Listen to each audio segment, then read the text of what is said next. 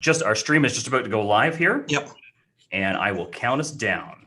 All right. Sounds good. In 3, 2, 1. Welcome to Real Hospitality Live. I am so excited to have my friend Daran Adair on. Daran, it's so awesome to have you on the show. I mean, I love what you're doing with your own show. And I absolutely love having people on who are seasoned professionals in the industry, and we can have conversations about experiences and education. And I love learning from people. I'm a lifelong learner.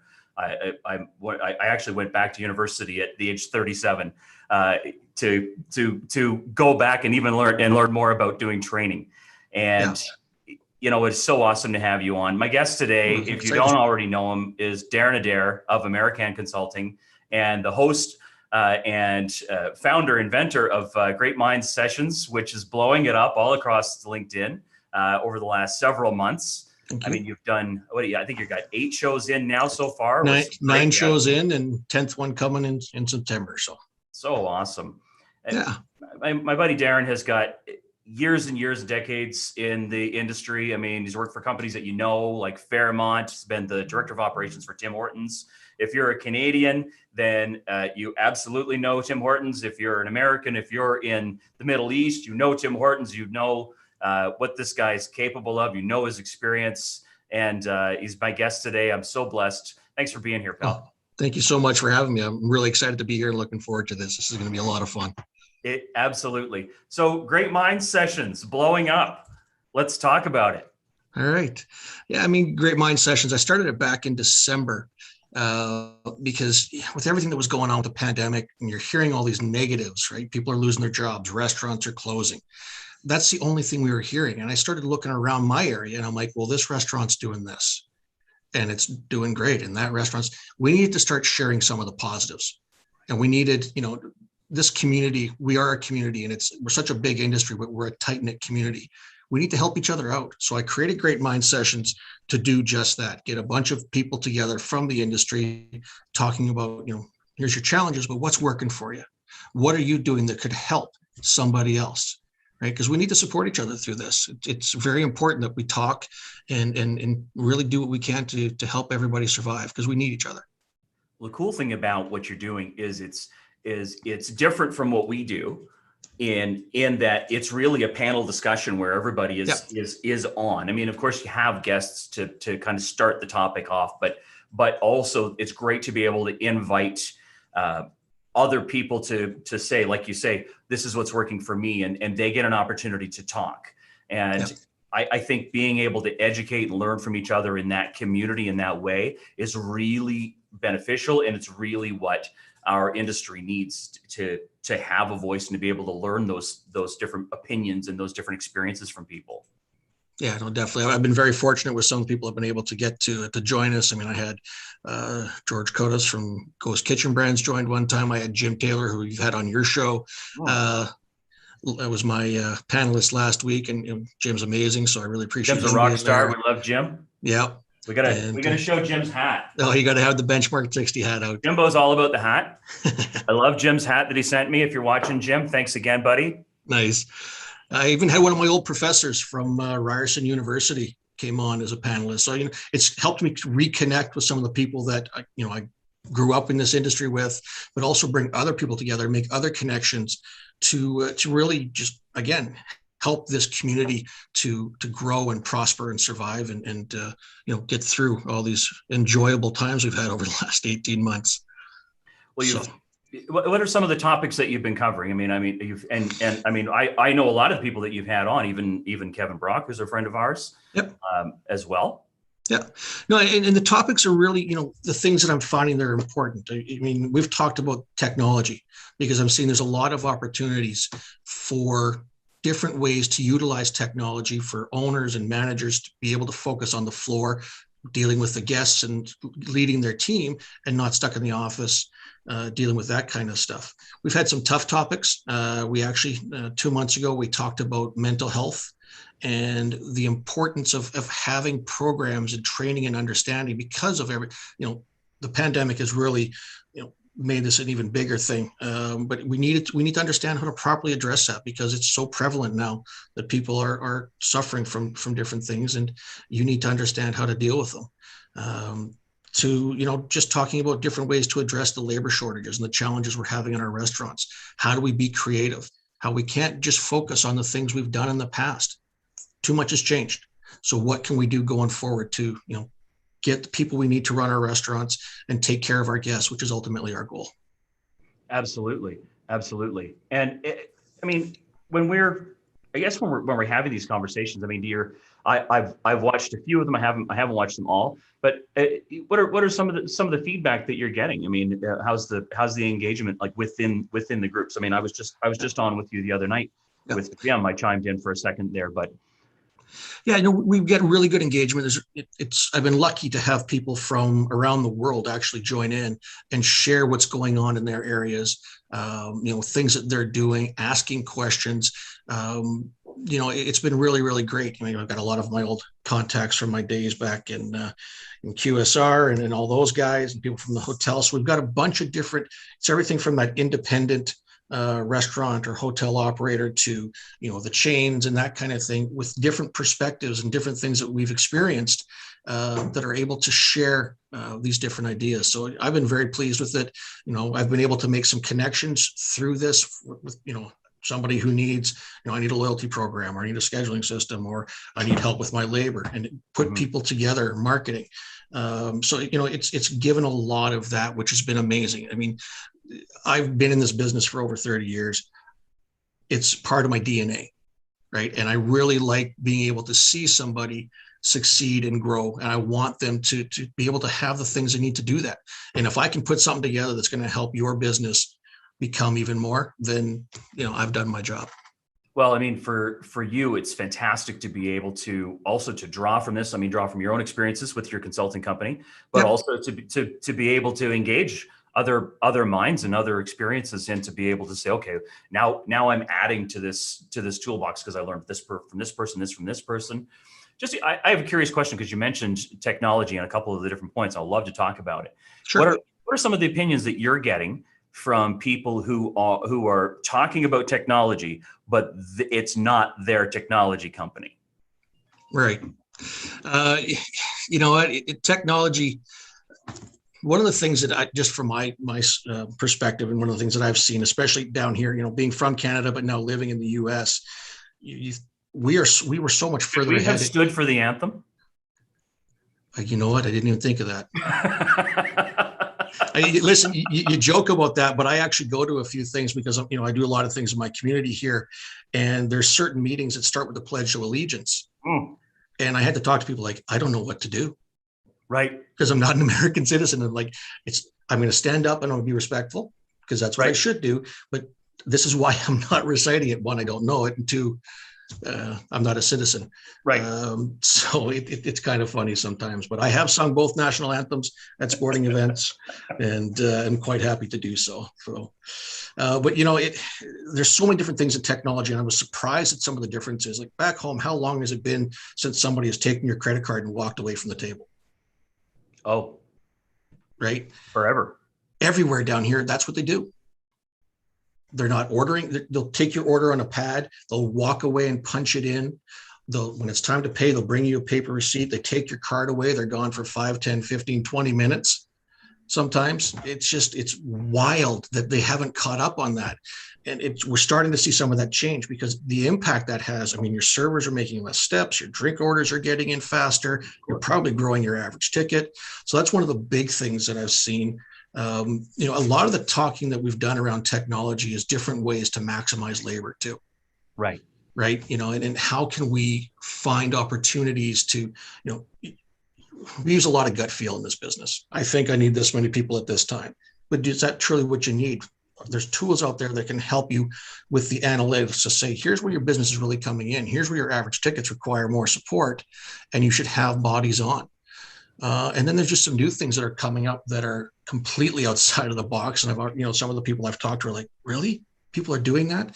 And it's the same day pay. Oh, right.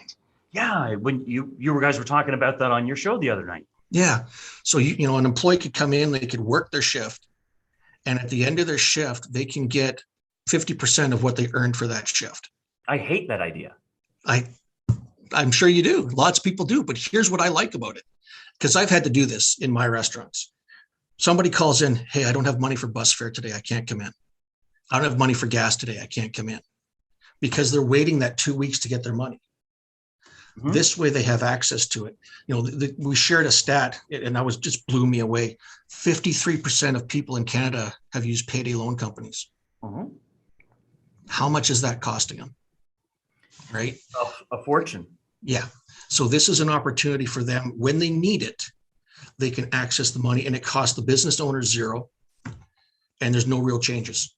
No, what do you think of? I mean, instantly when I think of that, I think, oh my God, that's another thing to do, because as you well know, and anybody who's in this industry for more than 10 minutes knows that this is not an industry where you can do a couple of things very well and then run it. You literally have to do a million things inside of your operation, and instantly that gives me a stress anxiety that I've got to stop and pay somebody at the end of the day. Why wouldn't you shorten it up to pay them every week, and then they've got it every 7 days? Then they don't have to spend it for every and that's a reaction a lot of people have. And as we talk through it, you don't have to do it. You're not the one paying them. You don't change anything on your payroll side. You can still pay them every 2 weeks like you. They're actually doing this through one of the fifth largest fintech company is the one that I've been working with in Canada that does this. So there's no threat to you about losing any money or having to do payroll every day or do anything else. Yeah, they take care of it all. All the thing the team members do. First time I had heard about it was on your show the other night. Yeah, and I instantly went no. But I can see, like, I see where you're coming from on it, and I see the angle there.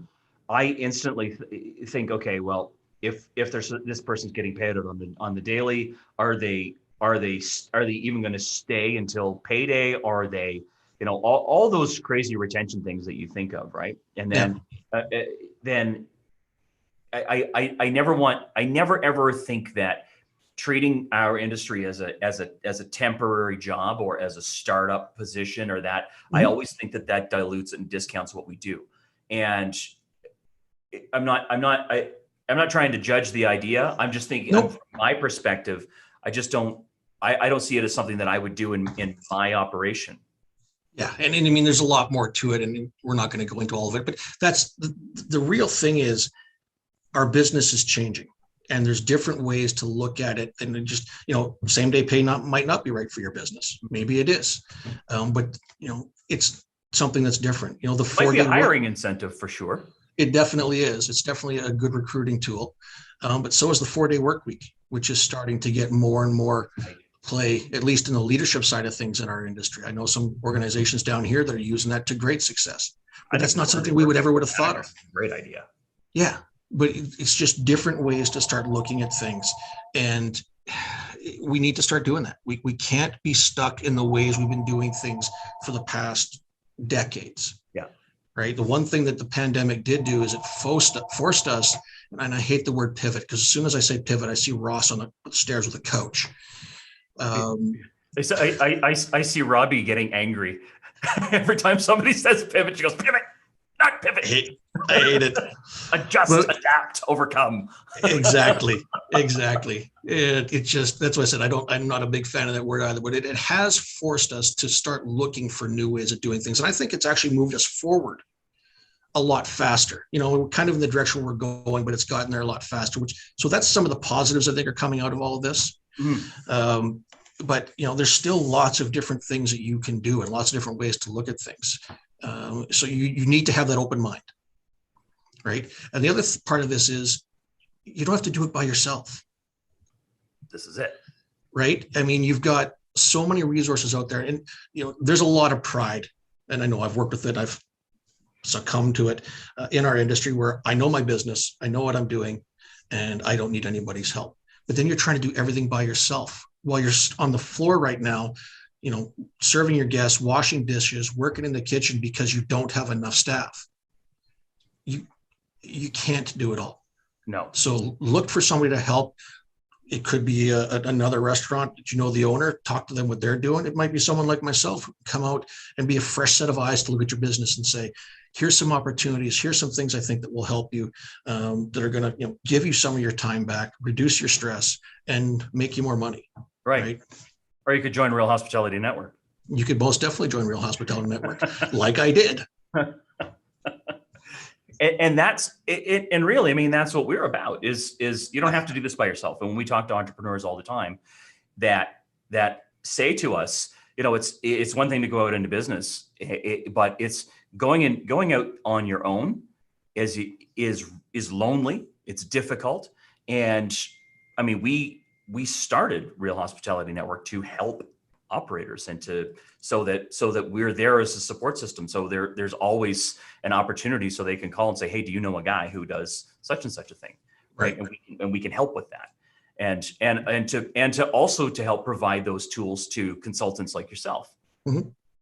Yeah, and I'm glad you used the word entrepreneur, because I don't think that's used enough in our business. Well, right.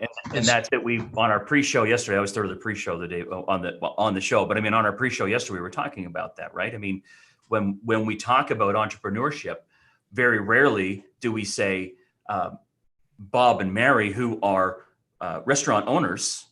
We don't necessarily refer to them as entrepreneurs. Well, they're really the absolute core and the spirit of entrepreneurship, right? I mean, I've started to coin the term over the last several months of restaurant entrepreneur as opposed to restaurant operator, because again, they've come up with the concept, they've come up with the menu, they work on the marketing, they do the hiring, they have to do the HR, they have to pay the rent, they had to find the space, they have to, all of those things, and they have to meet payroll, they have to do sales, all of those things that any other operation would have to do. If Bob owned a retail shop where he sold shirts and pants, he'd be considered an entrepreneur. If he sold cars out of a used car dealership, he's an entrepreneur.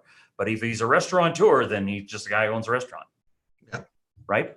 So when we talk about social status within the hospitality industry, my wife is an anthropologist, so I get taught this all the time. Definitely. Yeah, no, and part of what we talked about last week was talking about different things like that and rebuilding the reputation that our industry has because of some of the challenges and a lot of negative press that we've been getting lately that is really unwarranted, because we provide so many jobs in this industry. We're the biggest industry on the planet. Exactly. Period. Hands down. Career opportunities. And it's really, we need to start changing that narrative so people truly understand how important we are to the fabric of society, right? When that corner restaurant disappears, it impacts everybody. Right. It impacts the social fabric of that community because you don't have that meeting place anymore.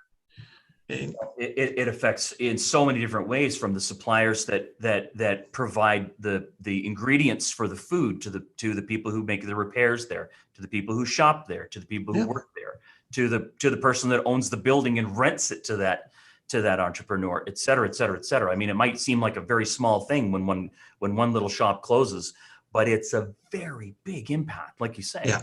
And that's why I think we need to have more education. I think there's some organizations out there that we support and pay into that need to do a little more on educating the general public and just others that this is a great industry.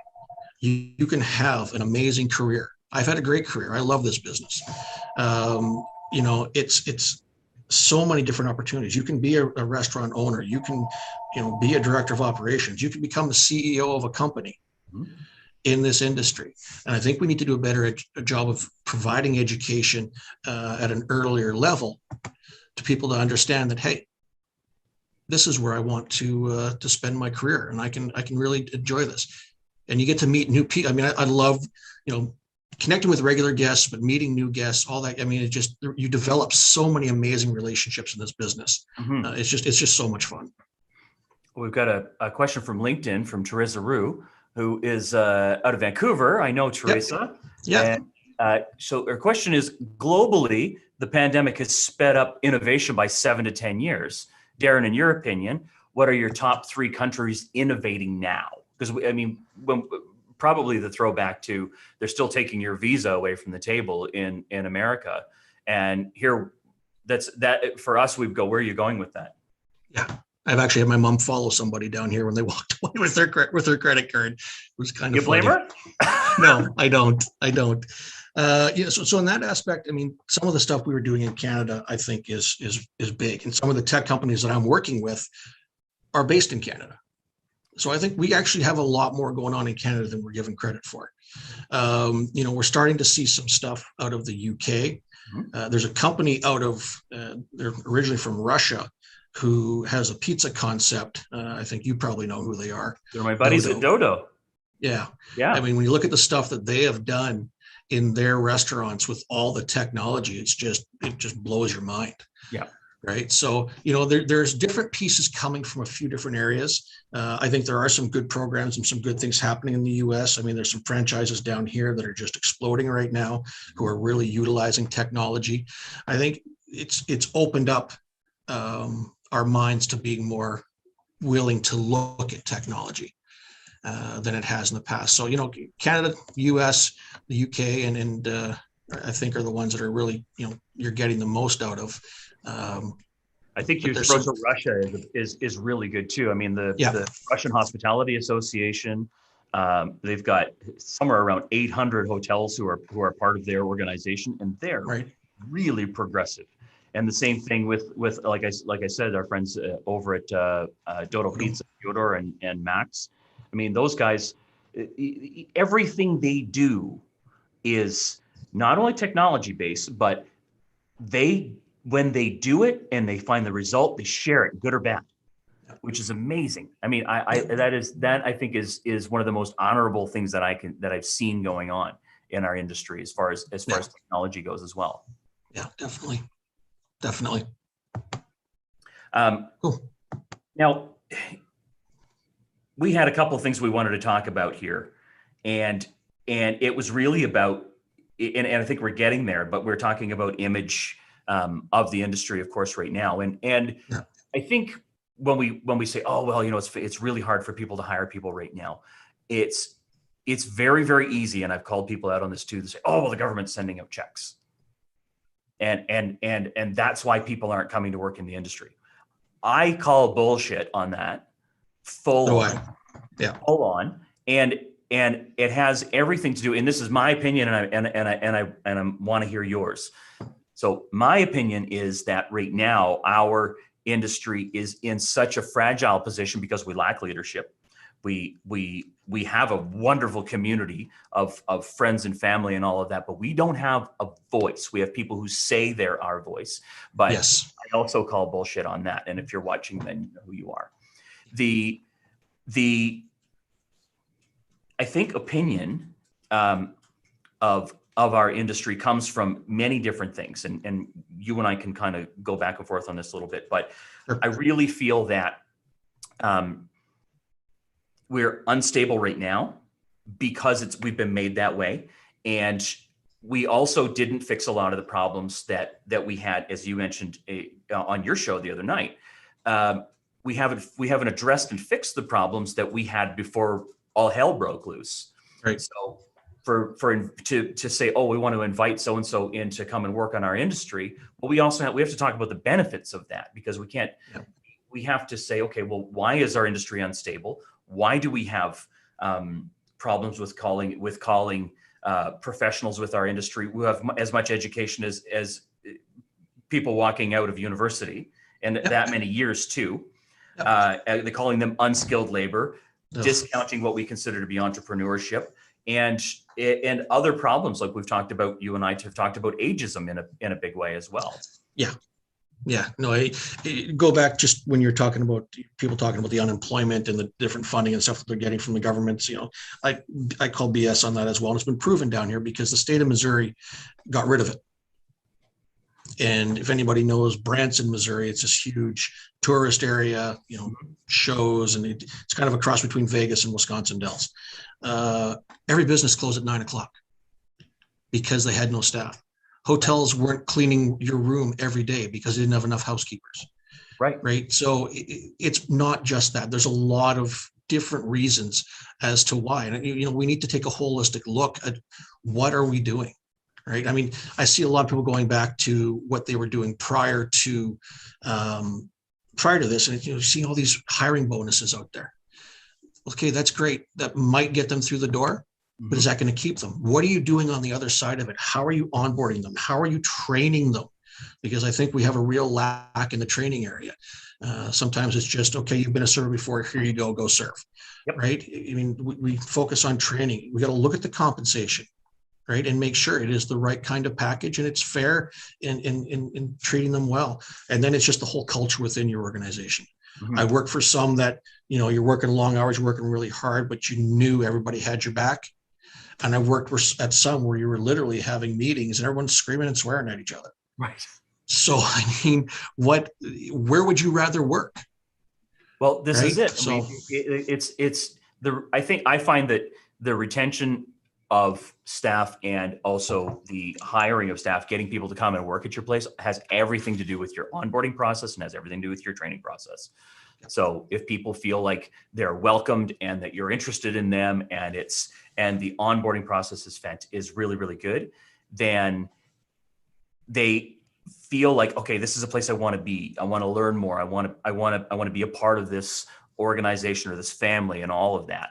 And if you don't invest and you just say, as you say, and my running joke for years has been Betty follow Brittany.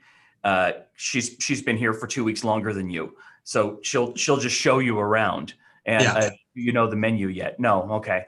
Then we're going to start you off on a couple of tables right now. We're going to put you on the counter right now, et cetera, et cetera. I mean, it's so lazy. It's goddamn lazy, and it's bullshit. I actually did a video post ranting on about our lack of interest in investing in doing training in our industry, and it blew up.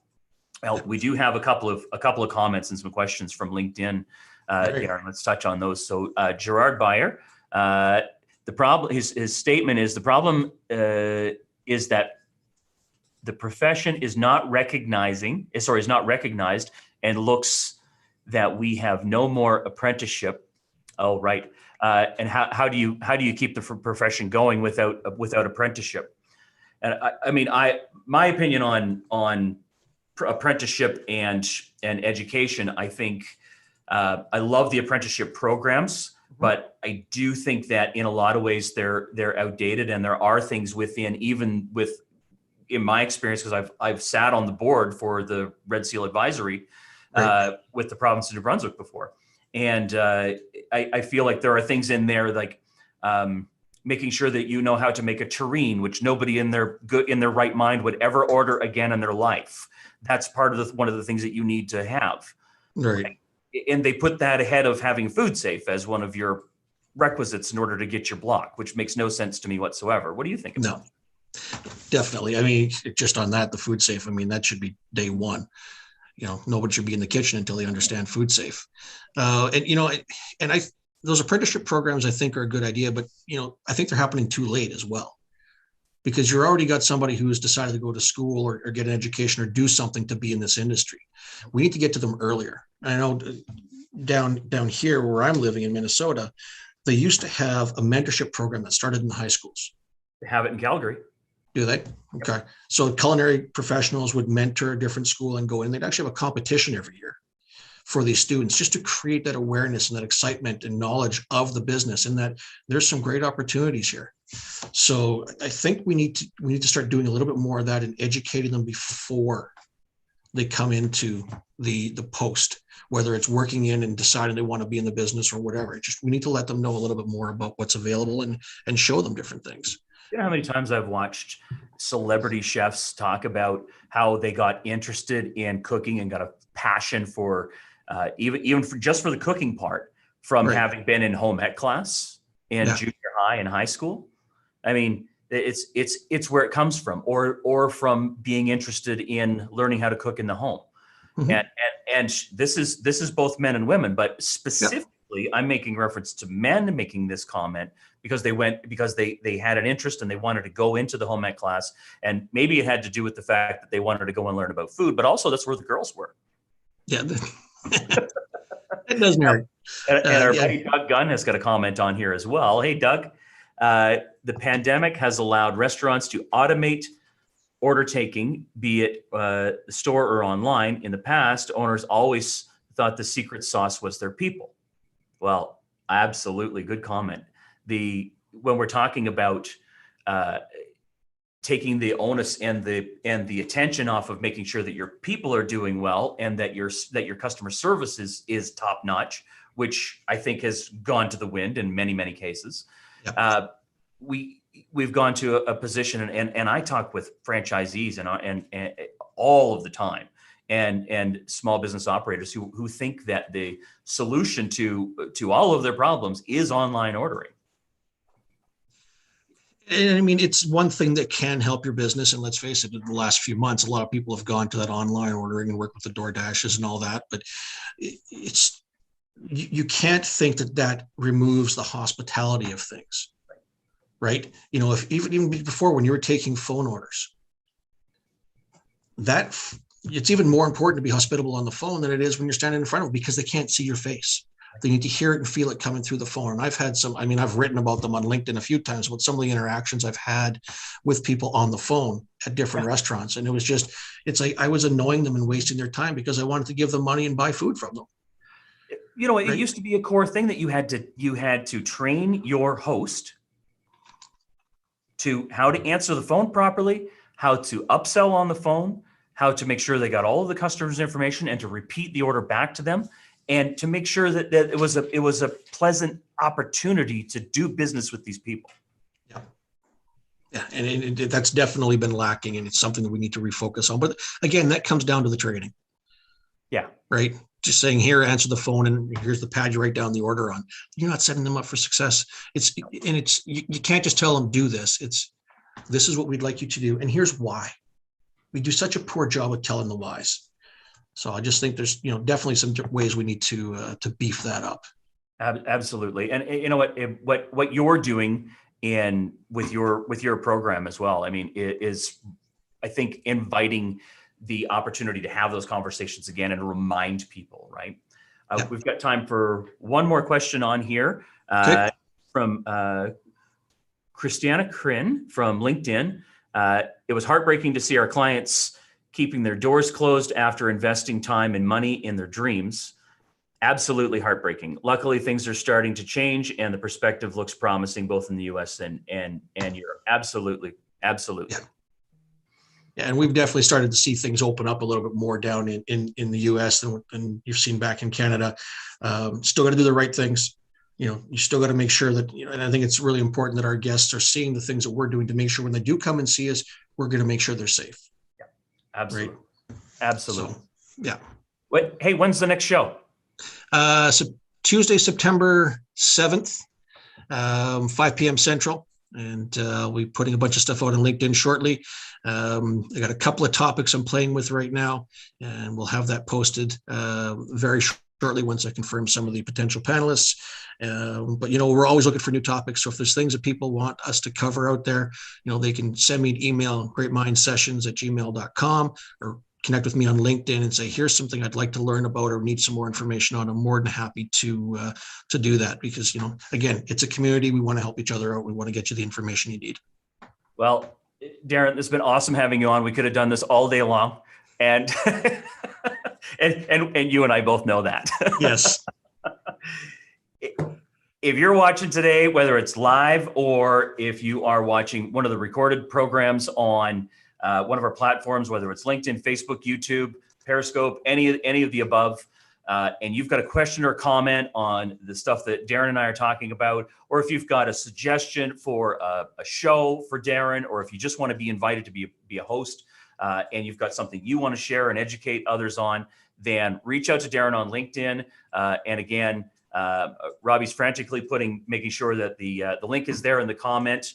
Daran and I, of course, will be going back on all of your comments, either even if you just said hello, we'll go back in and answering any questions you might have, or directing you to the right people, or directing you to come onto Daran's show, which is Great Mind Sessions again. And my guest today has been Daran Adair, who's a good friend and an industry expert. I highly recommend checking out his show. I doubly recommend checking out his consulting company, Ameri-Can.